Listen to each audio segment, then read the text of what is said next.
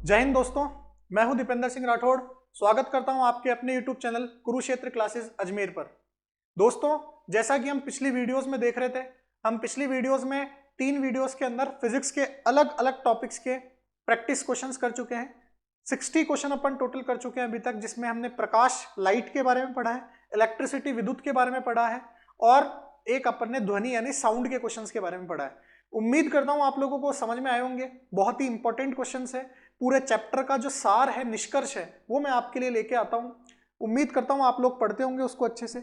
इसी क्रम में अपन आगे जारी रखते हैं। एक नया टॉपिक लेते हैं आज फिजिक्स का, जिसका नाम है हीट यानी ऊष्मा। इसके जितने भी क्वेश्चंस हैं जो बहुत इंपॉर्टेंट है, पूरे चैप्टर को निचोड़ के मैं आपके लिए लेके आया हूं। आप जुड़े रहिएगा अंत तक वीडियो के, और इस वीडियो को जहां पे भी आपको कोई दिक्कत हो, आप मुझे वीडियो रिकॉर्ड होने के बाद, कंप्लीट आपके पास अपलोड होने के बाद में, आप मुझे कमेंट बॉक्स में जरूर लिखिएगा। ठीक है, अगर आप मुझसे नहीं पूछेंगे कोई समस्या, कोई प्रॉब्लम कमेंट बॉक्स में, तो मैं आपको कैसे बता पाऊंगा। ठीक है, तो अगर आपको कोई प्रॉब्लम हो तो आप कमेंट बॉक्स में जरूर पूछिएगा। तो दोस्तों, बिना समय को व्यर्थ करते हुए अपन स्टार्ट करते हैं आज की वीडियो। पहला क्वेश्चन है आपके लिए, क्वेश्चन नंबर 1। क्वेश्चन है आपका, सूर्य के द्वारा विकसित ऊर्जा का कारण है, यानी जो आपके सन होता है, सूर्य होता है, उसकी ऊर्जा, वो उसकी ऊर्जा किस कारण से आती है, फिजिक्स की किस प्रक्रिया के कारण आती है, तो उसका नाम है, उस प्रक्रिया का नाम है नाभिकीय संलयन। ध्यान रखना, बहुत ही इंपॉर्टेंट क्वेश्चन है। नाभिकीय संलयन है, यानी सूर्य की ऊष्मा या सूर्य की ऊर्जा किस प्रक्रिया के कारण बनती है, नाभिकीय संलयन के कारण। सर हमें तो यही नहीं पता नाभिकीय संलयन क्या होता है। देखिए, ध्यान से सुनना मेरी बात। दो छोटे छोटे नाभिक जब जुड़ के एक बड़ा नाभिक बनाते हैं, तो उस प्रक्रिया को क्या कहा जाता है, उस प्रक्रिया को कहा जाता है नाभिकीय संलयन। और सूर्य की ऊष्मा इस नाभिकीय संलयन के कारण ही आती है। तो आपको ध्यान रखना है, सूर्य के द्वारा विकसित ऊर्जा का कारण क्या है, नाभिकीय संलयन। ठीक है, बहुत इंपॉर्टेंट क्वेश्चन है। कई बार आर्मी में पूछा जा चुका है, एसएससी जीडी में पूछा जा चुका है, तो आपको बहुत अच्छे से इसको करना है। चलिए, उम्मीद करता हूं आपको समझ में आया होगा ये प्रश्न। अगले क्वेश्चन की तरफ अपन बढ़ते हैं, तो ध्यान से देखिएगा। नेक्स्ट क्वेश्चन पूरे 5 करोड़ रुपए के लिए। इधर देखिए, चावल पकाना कठिन होता है। पहला ऑप्शन है पर्वत के शिखर पर, खदान के नीचे, समुद्र तल पर, कहीं भी एक जैसा। एक चीज ध्यान रखना, यह भी एक अच्छा क्वेश्चन है, कई बार एग्जाम्स में पूछा जाता है।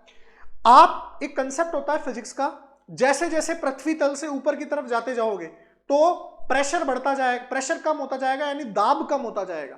तो दाब कम होने से क्या होगा, क्वथनांक कम हो जाएगा।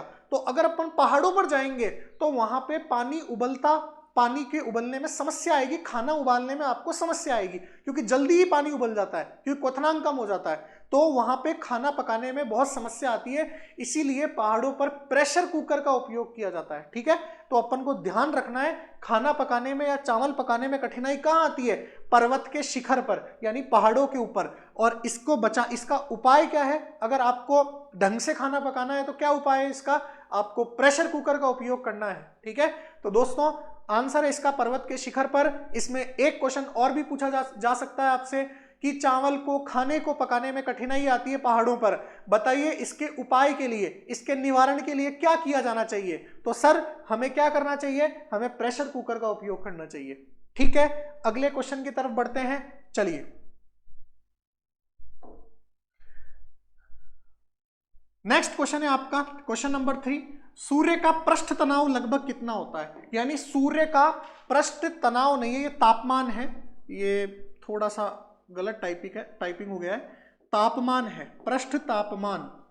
सूर्य का पृष्ठ तापमान कितना होता है, सरफेस टेम्परेचर है ना, सरफेस टेम्परेचर ऑफ सन, यानी सूर्य का पृष्ठ तापमान कितना होता है। तो आपको ध्यान रखना है, फैक्चुअल क्वेश्चन है, आपको याद करना है, यानी सिर्फ कंठस्थ करना है, इसमें कोई समझने वाली बात नहीं है। 6000 केल्विन बहुत एग्जामों में पूछा जा चुका है, इसलिए आपको ध्यान रखना है, सूर्य का पृष्ठ तनाव 6000 केल्विन होता है। ठीक है, चलिए क्वेश्चन नंबर 5। क्वेश्चन नंबर 5 देखिएगा, द्रव से वाष्प में पदार्थ के अवस्था परिवर्तन को क्या कहते हैं। अब देखिए, मैं आपको ये एक क्वेश्चन बताने से पहले मैं आपको सारे ही बता देता हूं, तो आगे इस टाइप के कोई भी क्वेश्चन आए तो आप कर सकते हो। इधर देखिएगा ध्यान से, अगर कोई वस्तु ठोस से बदल रही है, सॉलिड से बदल रही है लिक्विड में, ठोस से किस में बदल रही है, द्रव में, यानी सॉलिड से लिक्विड में बदल रही है, तो इस प्रोसेस को, इस प्रक्रिया को कहा जाता है गलन। क्या कहा जाता है इसको, गलन, गलना, ठीक है, गलन कहा जाता है, गलन कहा जाता है। अगर कोई वस्तु ठोस से द्रव में बदल रही है तो इसको क्या कहा जाता है सर, इसको कहा जाता है गलन। अगर कोई वस्तु द्रव से वाष्प में बदल रही है, द्रव से किस में बदल रही है, वाष्प में बदल रही है, द्रव से वाष्प में बदल रही है, तो इस प्रक्रिया को कहा जाता है, इस प्रक्रिया को कहा जाता है वाष्पन। क्या कहा जाता है इसको, वाष्पन, वेपोराइजेशन, ठीक है, तो इसको वाष्पन कहा जाता है, ध्यान रखना। अगर कोई वस्तु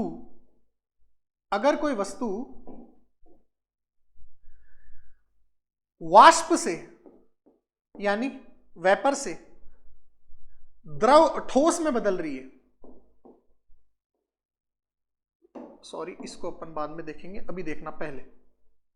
देखिए, अगर कोई वस्तु डायरेक्ट ठोस से किस में बदल रही है, वाष्प में, तो इसे कहा जाता है ऊर्ध्वपातन, सब्लिमेशन। बहुत ही इंपॉर्टेंट क्वेश्चन है, यह भी आर्मी में बहुत ज्यादा पूछा जा चुका है। ऊर्ध्वपातन, ऊर्ध्वपातन। तो अगर कोई वस्तु ठोस से सीधा वाष्प में बदल रही है तो इस प्रक्रिया को क्या कहा जाता है, ऊर्ध्वपातन कहा जाता है। क्या कहा जाता है उसको, ऊर्ध्वपातन कहा जाता है, ठीक है। अगर कोई वस्तु वाष्प से लिक्विड में, द्रव में बदल रही है तो इस प्रक्रिया को क्या कहा जाता है, इसको कहा जाता है संघनन, कंडेंसेशन, ठीक है, संघनन कहा जाता है। चलिए, तो ये सब आपको ध्यान रखने हैं। अब ठोस से द्रव में बदलना गलन, द्रव से वाष्प में बदलना वाष्पन, ठोस से वाष्प में बदलना ऊर्ध्वपातन, और वाष्प से द्रव में बदलना संघनन। ये आपको ध्यान रखना है, बहुत इंपॉर्टेंट क्वेश्चंस हैं, ये एग्जाम में पूछे जाएंगे आपके लिए। यहां क्या पूछा है आपसे, द्रव से किस में बदलना, वाष्प में, क्या हो जाएगा आपका, वाष्पन आंसर हो जाएगा। सर बहुत ही आसान क्वेश्चन है, इसमें कोई भेद नहीं है आपके लिए, बिल्कुल ईजी है, ठीक है। उम्मीद करता हूं आपको ये समझ में आया होगा। चारों क्वेश्चंस आपको ध्यान होने चाहिए, एग्जाम्स में पूछे जाते हैं। चलिए अगले क्वेश्चन की तरफ बढ़ते हैं। साबुन के बुलबुले श्वेत प्रकाश में देखने पर रंगीन दिखाई देते हैं, इस घटना का कारण है। बहुत ही शानदार क्वेश्चन है दोस्तों, कई एग्जाम्स में पूछा जा चुका है ये क्वेश्चन कि साबुन के बुलबुले श्वेत प्रकाश में देखने पर रंगीन दिखाई देते हैं, ये किस घटना का उदाहरण है। तो मैंने आपको पहले बोला था, जहां रंग की बात हो वहां क्या होगा, प्रकीर्णन, लेकिन यहां पर प्रकीर्णन नहीं होगा, ध्यान रखना। साबुन के बुलबुले, है ना, या तेल की बूंद का चमकना किस कारण से दिखाई देता है। तेल की बूंद में अगर आप देखना, कभी भी जमीन पे अगर तेल कहीं पे गिर जाता है तो उसमें भी आपको 7 कलर दिखाई देते हैं, या पेट्रोल की बूंद गिर जाती है, डीजल की बूंद गिर जाती है बारिश में, तो वहां पे भी आपको 7 कलर दिखाई देते हैं, है ना, विबग्योर दिखाई देता है पूरा। वो किस कारण दिखाई देता है 7 रंग, या फिर ये साबुन के बुलबुले के अंदर आपको श्वेत प्रकाश से 7 रंग कैसे दिखाई देते हैं। ये घटना होती है आपके किसके कारण, व्यतिकरण के कारण, इंटरफेरेंस के कारण। ये क्वेश्चन $1,000,000 क्वेश्चन है, ध्यान रखना दोस्तों। कई लोग बोलेंगे इसको कि इस लेवल के क्वेश्चन हमारे अग्निवीर के अंदर या आर्मी जीडी के अंदर नहीं आ सकते। मैं आपको फिर से रिपीट कर रहा हूं, इस बार पेपर कंपनी लेगी, इंडियन आर्मी कंडक्ट नहीं करा रही है, ठीक है, कंपनी पेपर कंडक्ट करा रही है। तो वो क्वेश्चन उठाएंगे प्रीवियस ईयर, किसी भी इस जीडी लेवल के एग्जाम्स में प्रीवियस ईयर जो क्वेश्चन एसएससी जीडी के अंदर आए हुए हैं, ठीक है, रेलवे आरपीएफ वगैरह इनके अंदर आए हुए हैं, स्टेट पुलिस के अंदर जो क्वेश्चंस आए हुए हैं उनको उठाएगी, और वो जीडी लेवल पे, सोल्जर लेवल पे, सैनिक लेवल पे ये क्वेश्चन पूछते हैं। साइंस को टफ तरीके से पूछा जाता है इन एग्जाम्स में, फिजिक्स और बायोलॉजी को तो खासकर। तो ध्यान रखना, आपको ये चीजें ध्यान रखनी है, पढ़ना है अच्छे से, ठीक है। तो ये व्यतिकरण आपको पता होना चाहिए दोस्तों। फिर से कह रहा हूं मैं, आप इन क्वेश्चंस को छोड़ना मत, क्योंकि कई बच्चे बोलते हैं कमेंट करके कि सर इतना हार्ड है, ये तो क्वेश्चंस आते नहीं है। भाई अभी तक नहीं आए, क्योंकि पेपर आपका उस लेवल से था, अब पेपर आपका हार्ड बनेगा थोड़ा सा, तो आपको ये क्वेश्चंस पढ़ने पड़ेंगे, मेहनत करनी पड़ेगी, ठीक है। तो नेक्स्ट क्वेश्चन की तरफ बढ़ते हैं। अगला क्वेश्चन, एक स्वस्थ मनुष्य के शरीर का तापमान कितना होता है, ठीक है, यानी एक स्वस्थ मनुष्य, एक फिट बंदा जो है, उसके शरीर का तापमान कितना होता है। तो आपका आंसर होगा 37 degree Celsius, 37 degree Celsius 36.4 exact होता है 36.4, लेकिन आप इसको 37 डिग्री सेल्सियस कह सकते हो। सेल्सियस के अंदर 37 होता है, फ़ारेनहाइट के अंदर कितना होता है? फ़ारेनहाइट के अंदर होता है 98.4 डिग्री फ़ारेनहाइट, ठीक है। तो सेल्सियस के अंदर होता है 36 या 36.4, एग्जैक्ट आपका हो तो अप्रॉक्स करके बोल दो तो 37, और फ़ारेनहाइट में कितना होता है? 98.4 डिग्री फ़ारेनहाइट। चलिए, ये आपको समझ में आना चाहिए। अभी मैं आपको बता दूंगा सेल्सियस, फ़ारेनहाइट, केल्विन में क्या संबंध होता है, आगे एक क्वेश्चन आएगा उसके अंदर। चलिए नेक्स्ट क्वेश्चन की तरफ बढ़ते हैं। अगला क्वेश्चन है, ठोस से द्रव में पदार्थ के अवस्था परिवर्तन को क्या कहते हैं? अभी बताया था मैंने, ठोस से द्रव में क्या होगा? गलना। गल के ही तो कोई वस्तु ठोस से किस में बदलती है? द्रव में बदलती है। चलिए अगला क्वेश्चन है, सेल्सियस पैमाने का 0 डिग्री फ़ारेनहाइट स्केल के कितने डिग्री के बराबर होगा? यानी अगर सेल्सियस पैमाने का 0 डिग्री तापमान है, वो फ़ारेनहाइट पैमाने का कितना होगा? तो देखिए दोस्तों, इसको करने के लिए, ऐसे क्वेश्चंस करने के लिए आपको एक रिलेशन पता होना चाहिए, एक संबंध पता होना चाहिए। वो संबंध कौन सा है? वो संबंध है C/9 बराबर F, ये होगा C/5 बराबर F माइनस 32/9 बराबर K माइनस 273/5। ये ध्यान रखना दोस्तों, ये रामबाण है। अगर इस रिलेशन को आपने याद रख लिया तो आपके कहीं नहीं जाने वाला कोई भी क्वेश्चन तापक्रम पैमाने से आ जाए तो आप कर लोगे। और ये गलती से भी मत सोचना कि ऐसा क्वेश्चन नहीं आ सकता। ये किसी भी एग्जाम में, आपके अग्निवीर की कोई सी भी शिफ्ट में पूछा सकता है ऐसा क्वेश्चन इससे। अब सर हम करें कैसे? क्या दे रखा है? सेल्सियस पैमाने का 0 डिग्री, फ़ारेनहाइट पे कितना होगा? आपको किस किस में संबंध चाहिए? सेल्सियस और फ़ारेनहाइट में। तो इन दोनों को उठा लो, इन दोनों को उठा लो अलग से। तो सेल्सियस और फ़ारेनहाइट को अलग से उठाओ। तो सेल्सियस फ़ारेनहाइट को अगर आप अलग से उठाओगे तो कैसे करोगे? ध्यान से देखिएगा मेरी बात को। अगर मैं सेल्सियस और फ़ारेनहाइट को अलग से लूं तो सेल्सियस पैमाने का 0 डिग्री सेल्सियस है, तो सेल्सियस पे कितना है? 0 डिग्री सेल्सियस, अपॉन कर दो 5। फ़ारेनहाइट पे हमें चाहिए मान F माइनस 32/9। अब देखिए आपको यहां से F की वैल्यू निकालनी है, वज्र गुणा कर दो, क्रॉस मल्टीप्लिकेशन। 9 को 0 से किया तो कितना आएगा? 0। ऐसे करो अब आगे, तो 5 को F से करोगा तो 5F माइनस 32 को 5 से करोगे तो 5 दूनी 10 का 0 हासिल लगा, 1 5 3 15 और 1 16, 160 बराबर में क्या आ जाएगा? 0। ये 9 से 0 गया तो 0, 9 इंटू 0 0। अब 5F बराबर 160, तो यहां से F की वैल्यू कितनी हो जाएगी? 5 3 15 और 1 5 दूनी 10, यानी 32 डिग्री आपका क्या हो जाएगा? आंसर। तो दोस्तों यहां से इसका अपना आंसर क्या हो जाएगा? आंसर हो जाएगा 32 डिग्री फ़ारेनहाइट। बहुत ही शानदार क्वेश्चन है, मैं एक बार फिर से रिपीट कर रहा हूं। ये रिलेशन आपको पता होना चाहिए, C/5 बराबर F माइनस 32/9 बराबर K माइनस 273/5। अगर आपको सेल्सियस दे रखा है, फ़ारेनहाइट निकालना है तो इन दोनों को यूज करो। सेल्सियस दे रखा है, केल्विन निकालना है तो इन दोनों को यूज करो। फ़ारेनहाइट दे रखा है, केल्विन निकालना है तो इन दोनों को यूज करो, और एक की जगह वैल्यू रखो, दूसरा आंसर आ जाएगा अपने आप। बहुत ही आसान क्वेश्चन है ये, आपको करने हैं, मेहनत करनी है। इन क्वेश्चंस के ऊपर ऐसे देखने से समझ में नहीं आएगा आपको। ये क्वेश्चन आप 2-3 बार करो, वापस इस वीडियो को देखने के बाद 2-3 बार कॉपी में करो, तब जाके आपका ये क्वेश्चन हो पाएगा। ऐसे ही आपको फौज की वर्दी नहीं मिलेगी, आपको इनको करना पड़ेगा। ठीक है दोस्तों, आपको करना पड़ेगा, मेहनत करनी पड़ेगी इन क्वेश्चंस के। मुझे पता अभी एक बार में नहीं समझ में आया होगा आपको, तो आपको क्या करना है, इस वीडियो को बार बार देखो, इस क्वेश्चंस को कि क्या कहा सर ने। आप बार बार देखोगे, अपने आप आपको समझ में आएगा। ठीक है, इसीलिए कवि ने एक बहुत अच्छी बात कही है, अगर किसी ने सुना हो तो, कि जिंदगी में अपने किरदार को इतनी शिद्दत से निभाओ कि पर्दा गिरने के बाद भी तालियां बजती रहे। तो इसी प्रकार से आपको क्या करना है, इन क्वेश्चंस को बार बार करना है ट्राई, कि बाद में आपके ऊपर भी कोई तालियां बजाए। ठीक है, तो आगे क्वेश्चन को देखते हैं। अगला क्वेश्चन, नेक्स्ट क्वेश्चन है द्रव चालित मशीनें। इसको अंग्रेजी में कहा जाता है हाइड्रोलिक लिफ्ट। ये ध्यान रखना, ऐसे भी आ सकता है क्वेश्चन एग्जाम में, हाइड्रोलिक लिफ्ट। हाइड्रोलिक लिफ्ट यानी द्रव चालित मशीनें, हाइड्रोलिक लिफ्ट यानी द्रव चालित मशीनें। किस सिद्धांत पे काम करती है?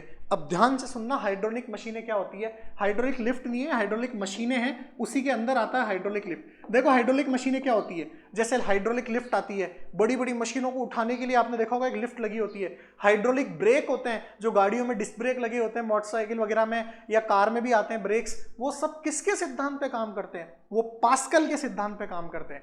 पास्कल का सिद्धांत क्या होता है? रास्कल नहीं है, ये पास्कल है, ध्यान रखना। पास्कल का सिद्धांत क्या होता है? पास्कल ने बोला था अगर आप कहीं पे भी एक जगह प्रेशर लगाओगे तो उसका असर उस पूरी मशीन के अंदर पड़ेगा। इसीलिए आपने देखा होगा, कभी कभी आपने देखा होगा कि हमारे घर के अंदर अगर कोई खिड़की है और एक दरवाजा है, अगर आप दरवाजे को खोलते हो तो आवाज खिड़की में भी आती है। देखा आप लोगों ने कभी? और किसी कमरे के अंदर दो दरवाजे हो तो अगर आप एक को खोलोगे तो उसकी आवाज दूसरे में भी आएगी। ऐसा क्यों होता है? ऐसा पास्कल के सिद्धांत के कारण होता है। तो ये क्वेश्चन आपका पास्कल के सिद्धांत पे है। चलिए दोस्तों आगे बढ़ते हैं नेक्स्ट क्वेश्चन की तरफ। ऊष्मा का सबसे अच्छा चालक कौन सा है? यानी हीट का सबसे अच्छा कंडक्टर कौन सा है? ऊष्मा का सबसे अच्छा चालक कौन सा है? यानी ऊष्मा को सबसे अच्छी तरीके से कंडक्ट कौन करता है? किसमें सबसे ज्यादा ऊष्मा बहती है इन चारों में से? तो ध्यान रखना, विद्युत का सबसे अच्छा सुचालक कौन है? मैंने आपको कल ही बताया था, परसों बताया था शायद, चांदी। इसी प्रकार से ऊष्मा का भी सबसे अच्छा चालक कौन है? चांदी आपका आंसर होगा। सिल्वर, जिसको Ag से डिनोट करते हैं, अर्जेंटम, ठीक है ना। सिल्वर सबसे अच्छा चालक है। सेकंड नंबर पे तांबा होगा, तीसरे पे एल्यूमिनियम होगा, ठीक है। मैंने विद्युत में भी यही क्रम बताया था, यहां भी यही क्रम रहता है, सेकंड और ये थर्ड। अगले क्वेश्चन की तरफ बढ़ते हैं। सूर्य की ऊष्मा पृथ्वी पर निम्नलिखित में से किस प्रकार के संचार माध्यम से आती है? यानी सूर्य की ऊष्मा सूर्य से पृथ्वी पर किस माध्यम के द्वारा आती है? आपको ध्यान रखना, देखिए ऊष्मा संचरण की तीन विधियां होती है, चालन, संवहन, विकिरण। विकिरण ऐसी विधि होती है जिसमें किसी भी माध्यम की आवश्यकता नहीं होती, मतलब ऊष्मा के संचरण के लिए किसी माध्यम की आवश्यकता नहीं होती। तो विकिरण एकमात्र ऐसी विधि है जिससे किसी भी माध्यम की आवश्यकता जरूरत नहीं पड़ती। तो सूर्य से प्रकाश पृथ्वी पर किसी माध्यम पर निर्भर थोड़ा ना करता है। अगर आप बीच में पानी भर दो सूर्य और पृथ्वी के बीच में तो भी प्रकाश तो आएगा। तो किस विधि के द्वारा आ रहा है? वो विकिरण विधि के द्वारा आ रहा है। तो आंसर हो जाएगा विकिरण। इसको अंग्रेजी में बोलते हैं रेडिएशन मेथड, ठीक है। चलिए नेक्स्ट क्वेश्चन की तरफ बढ़ते हैं अपन। अगला क्वेश्चन नंबर 12। अफ्रीका के काली त्वचा वाले व्यक्ति ब्रिटेन के सफेद त्वचा वाले व्यक्तियों की तुलना में अधिक गर्मी महसूस करते हैं, समान गर्मी महसूस करते हैं, कम गर्मी महसूस करते हैं, गर्मी महसूस ही नहीं करते? बहुत ही शानदार क्वेश्चन है। अब मैं आपको सीधी सिंपल भाषा में बताता हूं कि सीधी बात है कि काला आदमी और गोरे आदमी में कौन ज्यादा गर्मी महसूस करता है? क्वेश्चन ये है। तो देखो, जो आदमी कालो हुआ है बिन गर्मी भी ज्यादा लागे और सी भी ज्यादा लागे। मतलब क्या मतलब है इसका?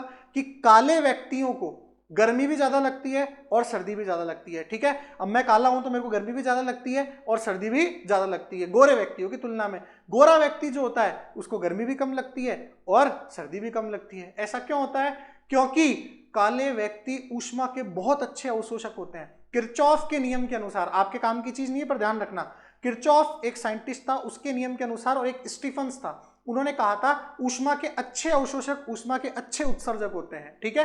तो ध्यान रखना आप लोगों को कि काले व्यक्ति ऊष्मा के अच्छे अवशोषक भी होते हैं और अच्छे उत्सर्जक भी होती है, इसलिए उनको तावड़ा भी ज्यादा लगता है और उनको सी भी ज्यादा लगता है। तो इसलिए क्या बोलोगे आप कि काले व्यक्ति, अफ्रीका के काली त्वचा वाले व्यक्ति ब्रिटेन के सफेद त्वचा वाले व्यक्तियों की तुलना में अधिक गर्मी महसूस करते हैं। इसलिए तो काले पीले होते हैं अफ्रीका वाले, युगांडा वाले, है ना, और अपन लोग गोरे इसलिए होते हैं, ठीक है। चलिए तो नेक्स्ट क्वेश्चन की तरफ बढ़ते हैं। अगला क्वेश्चन, क्वेश्चन नंबर 14, मतलब 13 है शायद। कितना तापमान होने पर पाठ्यांक सेल्सियस और फ़ारेनहाइट तापमान में एक ही होंगे? देखिए उस फॉर्मूले से क्वेश्चन आ गया, और ये क्वेश्चन तो इतना इंपॉर्टेंट है, ना जाने कितनी बार पिछली आर्मी के एग्जाम्स में आ चुका है। क्वेश्चन ये पूछ रहा है सेल्सियस पैमाना और फ़ारेनहाइट पैमाना, ये दोनों आपस में बराबर किस तापमान पे हो जाते हैं? बिल्कुल बराबर मान किस पे प्रदर्शित करते हैं?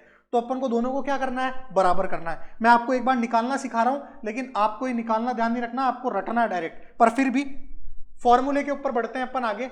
C/5 F - 32/9 बराबर K - 273/5, ये आपका फॉर्मूला है। किस किस को बराबर करना है? सेल्सियस और फ़ारेनहाइट को, सेल्सियस और फ़ारेनहाइट को दोनों को बराबर करना है। तो मैंने मान लिया सेल्सियस और फ़ारेनहाइट दोनों के दोनों x के बराबर है, ठीक है। तो सेल्सियस की जगह x रखा, फ़ारेनहाइट की जगह x रखा, ठीक है। वज्र गुणा करो, 9x बराबर 5x माइनस 160, 9x में से 5x गया, 4x बराबर माइनस का 160, तो x बराबर आ गया माइनस का 40 डिग्री। तो आंसर क्या आ गया आपके पास? माइनस का 40 डिग्री। लेकिन आपको ये कैलकुलेशन ध्यान नहीं रखनी है, आपको डायरेक्ट याद रखना है सेल्सियस और फ़ारेनहाइट किस मान पर बराबर हो जाते हैं, आपका आंसर होगा माइनस 40 डिग्री। फिर से बता देता हूं मैं कैसे निकाला। मैंने इस फॉर्मूले को यूज लिया, इस फॉर्मूले में मुझे किसको बराबर करना है? सेल्सियस और फ़ारेनहाइट को। तो मैंने सेल्सियस और फ़ारेनहाइट की जगह x रख लिया, दोनों बराबर करने हैं मेरे को, x रख लिया। सिंपल गणित की कैलकुलेशन है, वज्र गुणा किया है मैंने, इसको इससे कर दिया, इसको इससे कर दिया, इसको इससे करेंगे तो x से भी होगा, 32 से भी होगा, और आपका ये आंसर आ गया। बहुत ही आसान क्वेश्चन है अगर आपको ये फॉर्मूला याद है, वरना तो आपको रटना पड़ेगा। आप इसका तो रट्टा ही मारिएगा, माइनस 40 डिग्री डायरेक्ट टिक करना। आपको ये क्वेश्चन बहुत एग्जामों में पूछा जा चुका है। चलिए आगे बढ़ते हैं अगले क्वेश्चन की तरफ। क्वेश्चन नंबर 14, न्यूनतम संभव ताप है।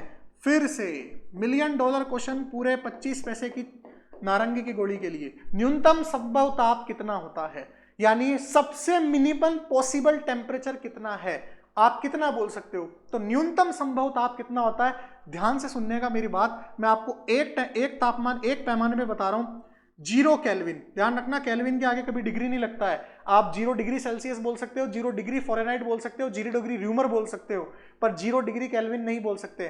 केल्विन तापमान पैमाने पे डिग्री नहीं लगती है। तो 0 केल्विन जो होता है वो सबसे मिनिमम पॉसिबल है, इससे कम ताप संभव नहीं है। ध्यान रखना, इससे कम संभव ताप नहीं है। तो 0 केल्विन जो होता है, अब क्या आंसर दिख रहा है कि 0 केल्विन? नहीं सर, यहां तो सेल्सियस में दिख रहा है। अरे तो कोई बात नहीं, आप सेल्सियस में निकालो ना आंसर। आपको पता है फॉर्मूला क्या पता है? C/5 F minus 273/9 K minus 273/5। ठीक है, क्या निकालना आपको? केल्विन आपको पता है, सेल्सियस निकालना। दोनों को उठा लो, ये लो, ये केल्विन आपको पता है, सेल्सियस निकालना है। केल्विन की जगह क्या रखोगे? 0, ये 0 रख दो, ये 0 रख दिया अपन ने। 5 से 5 गया, सेल्सियस की जगह क्या आ गया? माइनस 273। तो माइनस 273 डिग्री सेल्सियस आपका न्यूनतम संभव ताप है। आप इसको भी याद रख सकते हो, पर याद इसको रख लोगे 0 केल्विन को तो ये अपने आप निकल जाएगा। बस आपको इस सूत्र पता होना चाहिए, इस सूत्र से आप कुछ भी निकाल सकते हो। आपको केल्विन पता था, आपने सेल्सियस निकाल लिया। आप फ़ारेनहाइट पे भी निकाल सकते हो। फ़ारेनहाइट में कितना होगा न्यूनतम संभव ताप? आप क्या करो, किसी को भी ले लो, सेल्सियस और फ़ारेनहाइट को ले लो, ठीक है, या केल्विन और फ़ारेनहाइट को ले लो। इन दोनों में से एक की जगह वैल्यू रखो, फ़ारेनहाइट की वैल्यू आ जाएगी। ठीक है, आप कर सकते हो, आप इसको करिएगा। नेक्स्ट क्वेश्चन की तरफ बढ़ते हैं अपन। बर्फ के गलन की गुप्त ऊष्मा का मान कितना होता है? डायरेक्ट याद रखना है, बर्फ के गलने की गुप्त ऊष्मा का मान होता है 80 कैलोरी पर ग्राम। इसका मतलब 1 ग्राम बर्फ के टुकड़े को पानी में कन्वर्ट करने के लिए, पिघलाने के लिए कितनी ऊष्मा देनी पड़ेगी? 80 कैलोरी देनी पड़ेगी। अरे सर आप तो झूठ बोल रहे हो, बर्फ तो अपने आप पिघलती है। भाई लोगों, बर्फ अपने आप नहीं पिघलती है। आप बर्फ को बाहर रखते हो ना फ्रिज से निकाल के, तो वो ऊष्मा ले लेता है। ठीक है, सूर्य की ऊष्मा लेता है, बाहर के वायुमंडल की ऊष्मा लेता है। 1 ग्राम बर्फ के टुकड़े को पिघलाने के लिए 80 कैलोरी पर ग्राम ऊष्मा देनी पड़ती है। इसी प्रकार से आपसे पूछ सकता है जल के वाष्पन की गुप्त ऊष्मा, जल के वाष्पन की गुप्त ऊष्मा, यह भी बहुत बार पूछा जा चुका है। यानी जल को वाष्प में बदलने के लिए, भाप में बदलने के लिए कितनी ऊष्मा चाहिए होती है, यह भी स्टैंडर्ड डेटा है, आपको याद रखना है। और इसका आंसर होगा 500 540 कैलोरी पर ग्राम, कहीं कहीं पे 536 भी होता है, ध्यान रखना 536 भी होता है, ये ऑप्शन भी है। ये जल के वाष्पन की गुप्त ऊष्मा का मान है, तो ध्यान रखना जल के वाष्पन की गुप्त ऊष्मा कितनी होती है, 540 कैलोरी पर ग्राम। यानी 1 ग्राम पानी की भाप बनाने के लिए आपको कितनी ऊष्मा देनी पड़ेगी, 540 कैलोरी देनी पड़ेगी। और 1 ग्राम बर्फ के टुकड़े को बदलने के लिए 80 कैलोरी ऊष्मा देनी पड़ेगी। चलिए आगे बढ़ते हैं नेक्स्ट क्वेश्चन की तरफ। उम्मीद करता हूं ये आपको याद करना, आपको इसमें कुछ समझना नहीं है। क्वेश्चन नंबर 16, पानी का घनत्व किस ताप पर अधिकतम होता है। फिर से याद करने वाला क्वेश्चन है, पानी का घनत्व किस तापमान पे अधिकतम होता है। आपका आंसर होगा 4 डिग्री सेल्सियस। कितना होगा, 4 डिग्री सेल्सियस। 4 डिग्री सेल्सियस के ऊपर पानी का घनत्व अधिकतम होता है, मैक्सिमम होता है। किस कारण होता है, जल के असामान्य व्यवहार के कारण। ठीक है, ये टॉपिक आपके है नहीं, आपको नहीं समझना, आपको डायरेक्ट याद रखना पानी का घनत्व मैक्सिमम कहां होता है, 4 डिग्री सेल्सियस पर। चलिए क्वेश्चन नंबर नेक्स्ट, किसी ठोस पदार्थ के बिना द्रव में बदले सीधे वाष्प अवस्था में परिवर्तित होने को कहते हैं। अभी बताया था मैंने, क्या कहते हैं, ऊर्ध्वपातन कहते हैं, सब्लिमेशन। ठीक है, ऊर्ध्वपातन। किसी ठोस पदार्थ के बिना द्रव में बदले सीधे वाष्प में बदलने की प्रक्रिया को क्या कहते हैं, ऊर्ध्वपातन। समझ में आया होगा, पढ़ा चुका हूं पहले ही मैं। नेक्स्ट क्वेश्चन की तरफ बढ़ते हैं। कमरे में रखे हुए रेफ्रिजरेटर का दरवाजा खुला छोड़ दिया जाए तो क्या होगा। बहुत ही फेमस क्वेश्चन है, कई एग्जाम्स में पूछा चुका है, मैंने ये क्वेश्चन जानबूझ के इन्वॉल्व किया है आज के सेशन के अंदर। क्या पता कोई शिफ्ट में हार्ड पेपर बन जाए और ऐसा क्वेश्चन पूछ ले। मैं आपको इस क्वेश्चन को साधारण भाषा में बताता हूं क्या है। आप एक कमरा लो, पूरा बंद कर दो, उसके खिड़की दरवाजे सब, है ना, बहुत गर्मी पड़ रही है और आपको बहुत ज्यादा गर्मी लग रही है, तो आपने सोचा फ्रीज से ठंडा तो क्या होगा। ठीक है, आपने पूरे कमरे बंद कर लिए, विंडोज वगैरह खिड़की वगैरह सब बंद कर ली, गेट वेट सब बंद कर लिए, और घर में 2 फ्रीज थे, दोनों को एक ही कमरे में खुला खुला छोड़ दिया बोले, और चला दिया फ्रीज को, बोले वाह अब तो बिल्कुल चिल्ड हवा आएगी ठंडी फ्रीज से। लेकिन आप क्या देखोगे, कुछ समय पश्चात, 1 घंटे के पश्चात, 1.5 घंटे के पश्चात, वो जो कमरा है वो ठंडा होने के बजाय क्या हो जाएगा, गर्म हो जाएगा। अब आपका दिमाग खड़केगा, ऐसे कैसे हुआ। तो ऐसा हुआ फिजिक्स लॉ के कारण। किसके कारण हुआ, फिजिक्स लॉ के कारण। वो फिजिक्स लॉ क्या कहता है कि भाई अगर आप किसी बंद कमरे में एक फ्रीज या रेफ्रिजरेटर जिसको बोलते हैं उसका दरवाजा खुला छोड़ दो, तो वो कमरा बंद होने की गर्म होने ठंडा होने के बजाय क्या हो जाता है, गर्म। ऐसा क्यों होता है, क्योंकि पूरा सब कुछ गर्म बंद करने के बाद में वो कमरा एक एडियाबेटिक प्रोसेस के अंदर चल जाएगा, जिसको हिंदी में शायद बंद सिस्टम कहते हैं, बंद निकाय कहते हैं। ठीक है, एडियाबेटिक प्रोसेस के अंदर, बंद निकाय के अंदर वो चल जाएगा, जिससे वो कमरा जो है वो पूरा गर्म हो जाएगा। लेकिन वो आपका रीजन आपको नहीं समझना, आपके एग्जाम में नहीं पूछा जाता। ठीक है, आपको सिर्फ ये ध्यान रखना वो कमरा क्या हो जाएगा, गर्म हो जाएगा। तो कहाँ है ऑप्शन, कमरा रेफ्रिजरेटर के अंदर से भी ताप तक ठंडा हो जाएगा, कमरा धीरे धीरे गर्म हो जाएगा, कमरे के वायु का ठंडा हो जाएगा ताप तक, ये रहा, कमरा धीरे धीरे गर्म हो जाएगा। ठीक है, ताता हो जाएगा कमरा। तो सी ऑप्शन आपका करेक्ट है। चलिए क्वेश्चन नंबर नेक्स्ट, ताजे पानी का हिमांक बिंदु कितना होता है। जो आपका फ्रेश वाटर होता है वो कितने पे जमने लगता है। ध्यान रखना, पानी जो है वो कितने पे जमने लगता है, हिमांक बिंदु। हिमांक बिंदु क्या होता है, जमना, है ना।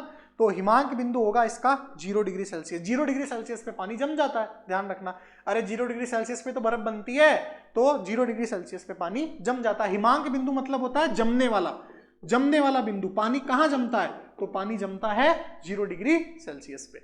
चलिए नेक्स्ट क्वेश्चन की तरफ बढ़ते हैं अपन। अगला, जल की विशिष्ट चौथाई ऊष्मा है, ये गलत टाइप हो गया, विशिष्ट चौथाई ऊष्मा नहीं, ये है आपकी जल की विशिष्ट ऊष्मा कितनी होती है। तो आपको ध्यान रखना है जल की विशिष्ट ऊष्मा कितनी होती है। तो जल की विशिष्ट ऊष्मा होती है 1, याद रखना है, बहुत इंपॉर्टेंट है। सर्वाधिक, ऐसा भी क्वेश्चन पूछा जा सकता है, सर्वाधिक विशिष्ट ऊष्मा वाला तत्व है वो है जल। जल की विशिष्ट ऊष्मा पूरी की पूरी 1 होती है, ध्यान रखना। जल की विशिष्ट ऊष्मा कितनी होती है, 1, है ना, सबसे ज्यादा होती है।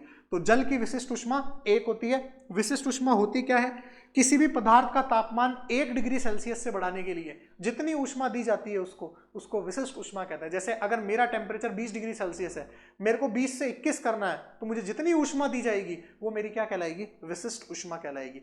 चलिए दोस्तों, आज का सेशन हुआ खत्म, सारे क्वेश्चन हो चुके हैं। उम्मीद करता हूं आपको ये प्रश्न समझ में आए होंगे। अगर कहीं पे आपको डाउट है तो आप कमेंट बॉक्स में टाइप कीजिएगा, मैं उसका रिप्लाई दूंगा। लेकिन आप इन क्वेश्चंस को करिएगा जरूर, और ईमानदारी से इनको याद कीजिएगा और समझिएगा। ये क्वेश्चन ऐसे क्वेश्चन है जो एग्जाम में डायरेक्ट आएंगे आपके लिए, ठीक है। मैं आपके लिए इतनी मेहनत करके क्वेश्चंस लेके आ रहा हूं, तो आप भी इसका अच्छे से हमें रिप्लाई दिया कीजिए और इस वीडियो को ज़्यादा से ज़्यादा लाइक कीजिएगा, शेयर कीजिएगा, हमारे चैनल को सब्सक्राइब कीजिएगा और साथ ही साथ में हमारा फेसबुक पेज है कुरुक्षेत्र क्लासेस के नाम से, उसको भी लाइक कीजिएगा, फॉलो कीजिएगा। इंस्टाग्राम पे भी हमारा पेज है, उसको भी लाइक कीजिएगा और इसी तरीके से पढ़ाई करते रहिए। जय हिंद दोस्तों, वंदे मातरम।